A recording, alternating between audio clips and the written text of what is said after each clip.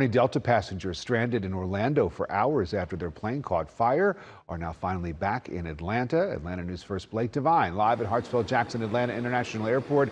Blake, our crews caught up with some of those passengers right after they landed. Rick, relief is the best way to describe the way those passengers felt after finally making their way home to Atlanta after experiencing some very frightening sights on that fiery flight from Orlando. New video capturing the intensity of those flames caught on camera on board that flight 1213 from Orlando. You can spot them shooting out from one of the plane's engines.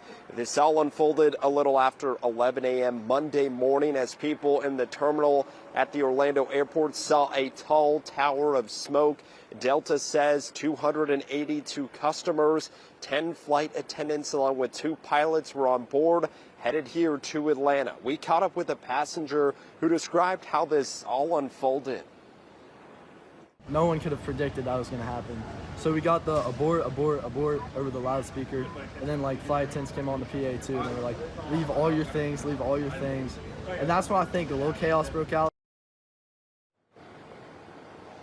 Now, Delta says the fire started in one of the tailpipes of one of its 2 engines. The airline also added that its maintenance team is now examining the plane to determine exactly how this happened. Reporting live from Hartsfield-Jackson Atlanta International Airport, Blake Devine, Atlanta News First.